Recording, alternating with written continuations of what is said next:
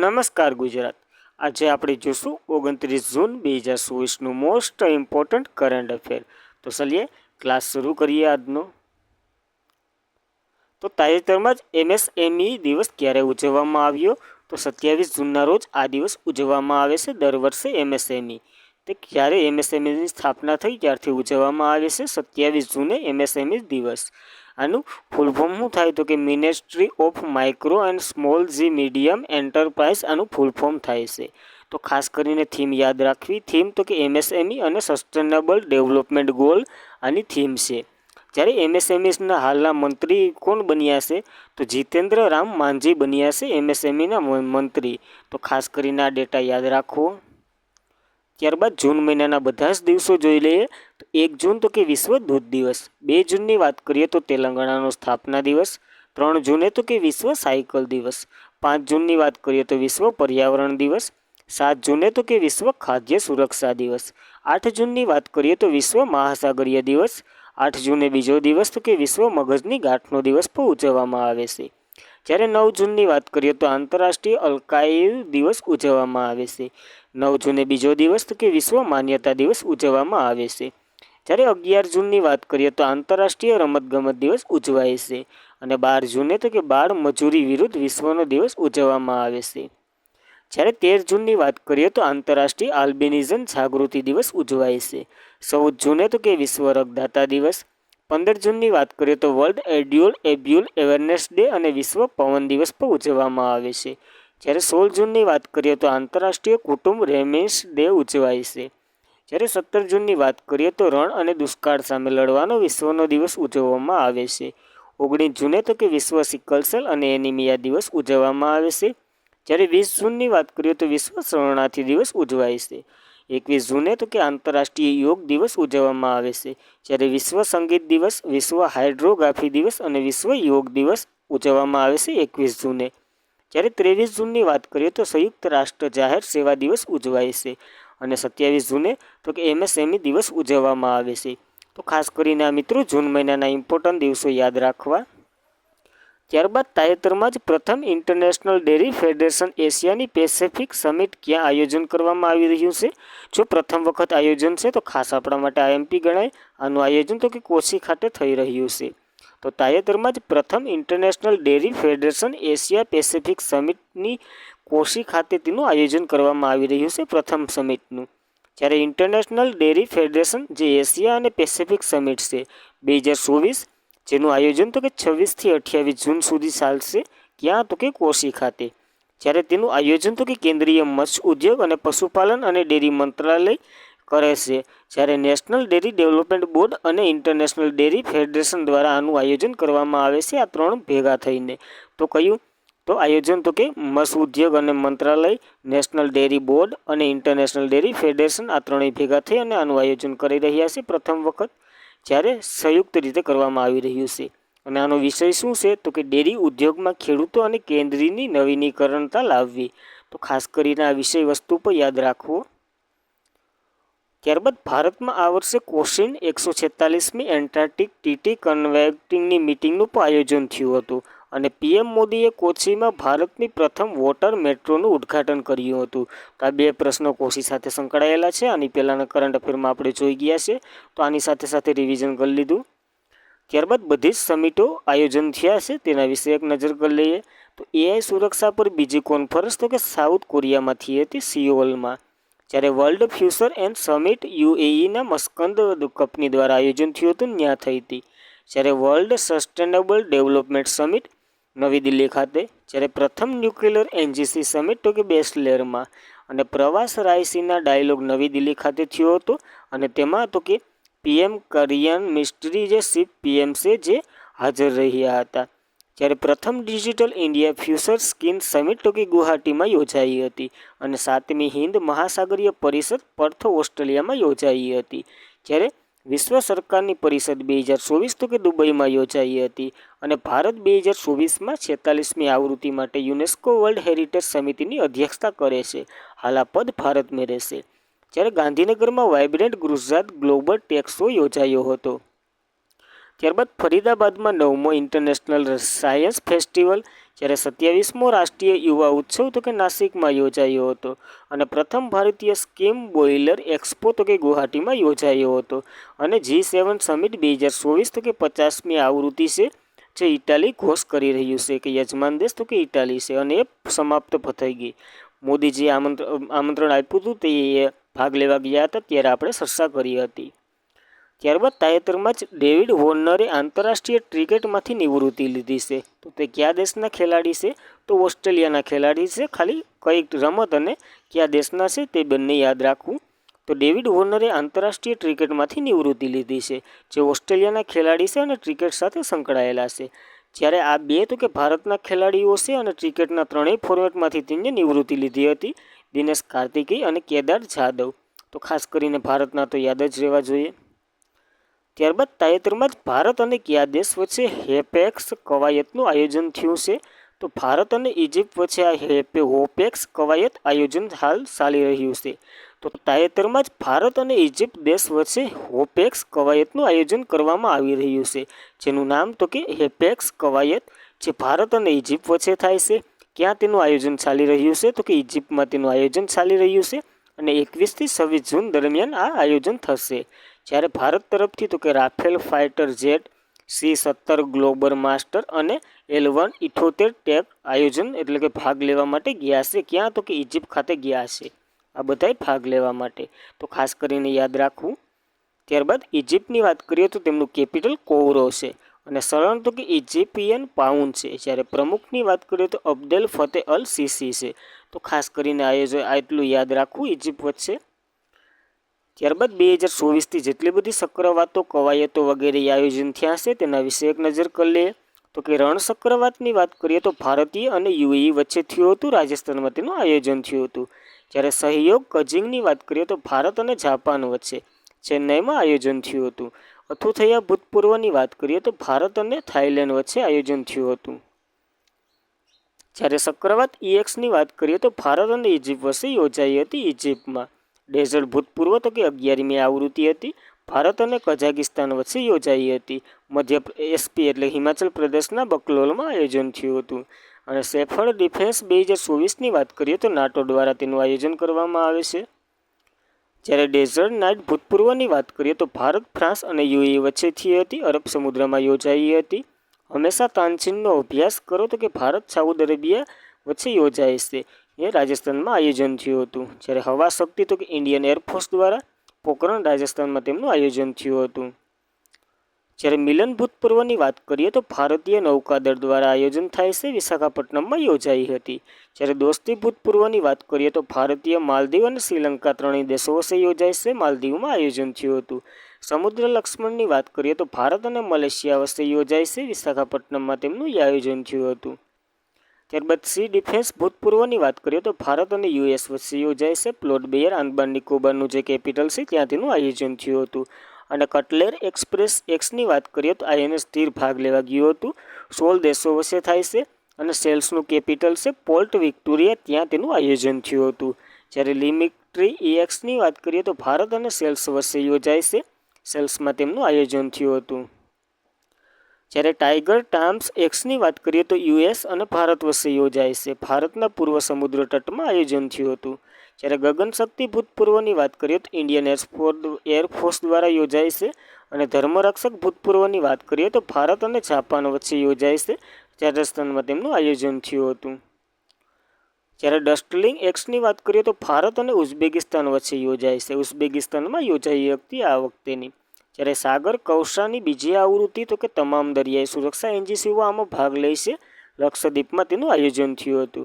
જ્યારે વિક્ટર્સ હેજની વાત કરીએ તો US દ્વારા આયોજન થાય છે, બહુરાષ્ટ્રીય વિક્ટર્સ હેજની વાત કરીએ તો USમાં આયોજન થયું હતું. સ્પેસ ફોર્સ એટલે કે એક સ્પેસની કવાયત છે, જે પ્રથમ અવકાશમાં યુદ્ધની કવાયત હતી, અને તેની પ્રેક્ટિસ કરવામાં આવી હતી USમાં. જ્યારે પૂર્વીય તરંગ પ્રેક્ટિસની વાત કરીએ તો ભારતીય નૌકાદળ દ્વારા યોજાય છે, ભારતના પૂર્વ સમુદ્ર તટમાં યોજાઈ હતી. જ્યારે ગગન સ્ટ્રાઇકની વાત કરીએ તો ભારતીય આર્મી અને એરફોર્સ દ્વારા યોજાઈ હતી, પંજાબમાં. જ્યારે તાકાત કસરતોની વાત કરીએ તો ભારત અને ફ્રાન્સ વચ્ચે યોજાઈ હતી, ક્યાં? તો કે મેઘાલયના ઉમરોઈમાં યોજાઈ હતી.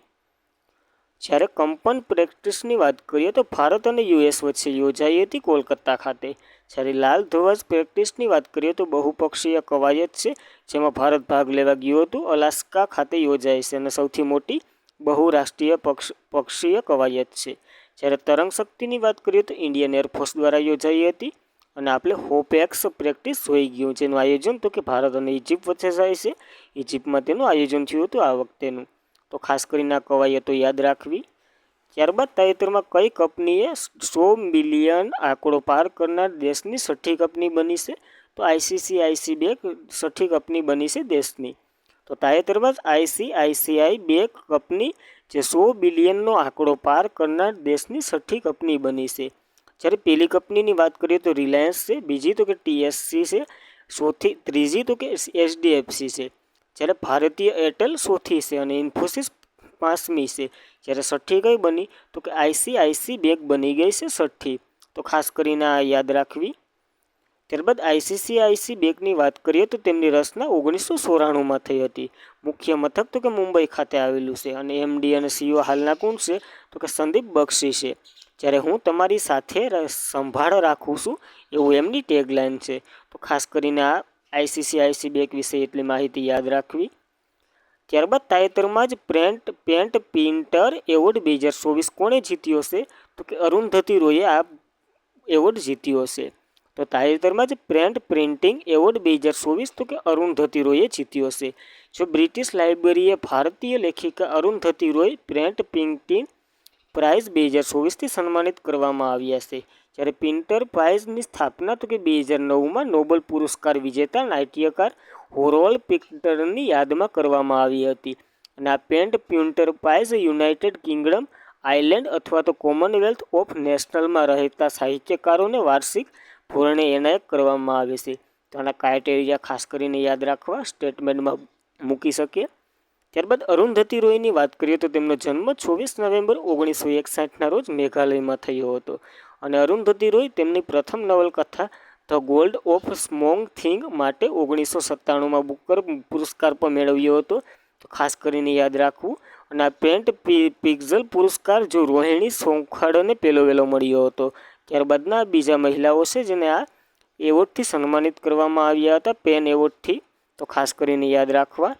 ત્યારબાદના 2024ના તમામ આઈએમપી એવોર્ડો જોઈ લઈએ તો કે મિટ્રિયલ જેમ્સ એકવોલ ઓફ ધ યર એવોર્ડ 2023 તો કે રાધિકા સેનને મળ્યો હતો. જ્યારે શો પ્રાઇઝ તો શ્રીનિવાસ આર કુલકર્ણીને મળ્યો હતો. સાહિત્ય અકાદમી ફેલોશિપ એવોર્ડ તો કે સિંકિંગ બોન્ટને મળ્યો હતો. અને ટ્યુરિંગ પ્રાઇઝ 2023 જે કોમ્પ્યુટરનો નોબેલ પુરસ્કાર માનવામાં આવે છે જે અરવી વિગડન્સને મળ્યો હતો. જ્યારે ઇન્ટરનેશનલ બુકર પ્રાઇઝ 2024 તો કે જેન્ત્રી એપેનેબેકને મળ્યો હતો. અને વ્હાઇટલી ગોલ્ડ એવોર્ડ પૂર્ણિમા દેવી બર્બનને મળ્યો હતો, આસામના છે તે. અને 2024નો પંડિત રાજેન્દ્ર ગંગાનાઈ માટે લસુ મહારાજ એવોર્ડ માટે પંડિત રાજેન્દ્ર ગંગાનાઈને 2024નો મળ્યો હતો. જ્યારે ગોલ્ડ મેડલ પર્યાવરણ પુરસ્કાર અલોક શુક્લને આપવામાં આવ્યો હતો. ત્યારબાદ કિસ હ્યુમેનિટેરિયન એવોર્ડ 2021 તો કે રતન ટાટાને. જ્યારે 2023નો તો કે બિલ્સ ગેટ્સને. અને વર્લ્ડ પ્રેસ ફોટો 2024 માટે તો કે મોહમ્મદ સાલેમને પસંદ કરવામાં આવ્યા હતા. અને લતા દીનાનાથ મંગેશકર એવોર્ડ 2024નો તો કે અમિતાભ બચ્ચનને. જ્યારે આર્યભટ્ટ પુરસ્કાર પાઉલિયા સુબ્બારાવને. જ્યારે એબલ પુરસ્કાર મિશેલ ટાલાગ્રાસને. અને ઇરેશિયમ એવોર્ડ તો કે અમિતાભ ઘોષને. જ્યારે 2024નો પિક્ઝલ પ્રાઇઝ તો કે અમિતાભ ઘોષને રિંકિયા યામામોટાને મળ્યો હતો. અને મિસ વર્લ્ડ 2024 તરીકે ક્રિસ્ટિના પિંકાજોવ બન્યા હતા જે ચેક રિપબ્લિકના છે. અને મિસ યુનિવર્સ 2023 માટે સેનિસ પેલિસિયોની નિમણૂક થઈ હતી જે નિકાગુઆના છે. જ્યારે 2023માં જો GD Birla award doctor Aditi સેન્ડેને આપવામાં આવ્યો હતો. જ્યારે જ્ઞાનપીઠ એવોર્ડ 58મો જગગુરુ રંભાચાર્ય અને ગુલઝારીલાલની પસંદગી થઈ હતી. જ્યારે કેપીપી નામીબિયા એવોર્ડ એસ સોમનાથને આપવામાં આવ્યો હતો જે ઇસરોના અધ્યક્ષ છે. CK Naidu lifetime achievement award તરીકે રવિ શાસ્ત્રી અને ફારૂક એન્જિનિયરની પસંદગી કરવામાં આવી હતી. જ્યારે આસામનો વૈભવ સન્માન તો કે રંજન ગોગાઈને મળ્યો હતો. જ્યારે એમએસ સ્વામિનાથન એવોર્ડ તો કે બી આર કંબોજને. અને 2023નો સ્ટાર રામાનુજન પુરસ્કાર રોય કિંગ આવ જાંગને મળ્યો હતો. જ્યારે સાહિત્ય અકાદમી પુરસ્કાર હિન્દીમાં તો કે સંજીવ મને ઓળખો માટે, અંગ્રેજીમાં તો કે નીલન શરણ ગોરને જે રાગ જાનકી વિનંતી માટે. જ્યારે 33મો વ્યાસ સન્માન પુષ્પા ભારતીને યાદો યાદો યાદો માટે. અને 33મો સરસ્વતી સન્માન તો કે પ્રભા વર્માને રુદ્ર સ્વાત્વેતિક માટે. અને રેમન મેક્સેસ એવોર્ડ 2023નો ડૉક્ટર રવિ કન્નરની પસંદગી કરવામાં આવી હતી. તો મિત્રો આ 2024ના મોસ્ટ ઇમ્પોર્ટન્ટ એવોર્ડ છે, ખાસ કરીને પરીક્ષા પહેલાં એકવાર વાંચીને જ જવા. તો આપણી ચેનલમાં આવી રીતના જ રિવિઝન કરવામાં આવે છે, તો રિવિઝનનું તમારે ટેન્શન જ મૂકી દેવાનું, હું ભૂલાવા જ નહીં દઉં તમને. તો વિડીયો કેવો લાગે તે ખાસ કરીને લાઇક કરજો અને નીચે કોમેન્ટ પર કરજો. ત્યારબાદ પ્લાસ્ટિકના કચરાથી બનેલા રસ્તા બનાવવા માટે દેશનું બીજું લશ્કરી મથક કયું બન્યું છે? જો પ્લાસ્ટિકના કચરાથી રસ્તો બનાવનાર બીજું કયું બન્યું છે? તો જયપુર મિલેટ સ્ટેશન બીજું બન્યું છે. પેલું એક છે એની ચર્ચા આપણે આગળ કરીએ. તો પ્લાસ્ટિક કચરામાં બનેલા રસ્તા બનાવનાર દેશનું બીજું લશ્કરી મથક તો કે જયપુર મિલિટરી સ્ટેશન બન્યું છે. અને જયપુર મિલિટરી સ્ટેશન જો પ્લાસ્ટિકના કચરામાંથી બનેલા રોડ બનાવવા દેશનું બીજું સૈન્ય સ્ટેશન બન્યું છે. જ્યારે 2019માં તો કે દેશનું પ્રથમ લશ્કરી સ્ટેશન જ્યાં પ્લાસ્ટિક કચરામાંથી રોડ બનાવવામાં આવ્યો હતો જે ઓરેન્જ મિલિટરી હતી. આ બીજું તો કે જયપુર મિલિટરી બની છે. જ્યારે સ્ટેશન ગુવાહાટી આસામમાં આવેલું છે અને જયપુર મિલિટરી સ્ટેશન રોડ તો કે 100 મીટર લાંબો એને બનાવ્યો છે. ત્યારબાદ પ્રોફેસર રાજગોપાલ્ય વાસુદેવ જે પ્લાસ્ટિક રોડના પ્રણેતા અને પ્રોફેસર વાસુદેવ જે ભારતના પ્લાસ્ટિક મેન તરીકે પણ ઓળખવામાં આવે છે. આની જ તો કે પ્લાસ્ટિકનો રોડ કેવી રીતના બનાવવો એની શોધ કરી છે. જ્યારે 2017માં આની જ માનમાં તેમને સરકાર દ્વારા સન્માનિત કરવામાં આવ્યા હતા. 10% પ્લાસ્ટિક કચરાને ગરમ બ્યુટ સાથે મિશ્રિત કરવામાં આવ્યો હતો, જેને તો કે 2018માં તો કે પદ્મશ્રીથી નવાજવામાં આવ્યા હતા આના માનમાં. ખાસ કરીને આ ઇમ્પોર્ટન્ટ છે પ્રોફેસર વાસુદેવ, તો ખાસ યાદ રાખવા. ત્યારબાદ થોડીક સડકો જોઈ લઈએ નવી અથવા તો અદ્ભુત પ્રકારની. તો સ્કીમ કચરાને દેશનું પ્રથમ એટલે કે સ્ટીલ કચરામાંથી દેશનો પ્રથમ રોડ ક્યાં બનાવવામાં આવ્યો હતો? તો સુરત ખાતે. અને પ્લાસ્ટિક ઓવરશૂટ દિવસ તો કે 5 સપ્ટેમ્બર 2024 મનાવવામાં આવશે. જ્યારે પ્લાસ્ટિક બેગ પર પ્રતિબંધ મૂકનાર પ્રથમ દેશ તો કે ન્યૂઝીલેન્ડ બન્યો હતો. અને આંતરરાષ્ટ્રીય પ્લાસ્ટિક બેગ મુક્ત દિવસ ક્યારે ઉજવવામાં આવે છે? તો કે 3 જુલાઈએ ઉજવવામાં આવે છે. તો આ પ્લાસ્ટિક વિશે સંપૂર્ણ માહિતી લીધી. ત્યારબાદ તાજેતરમાં જ ભારતીય બિલિયન જ્વેલર્સ એસોસિએશનના ઉપપ્રમુખ તરીકે કોની નિમણૂક કરવામાં આવી છે?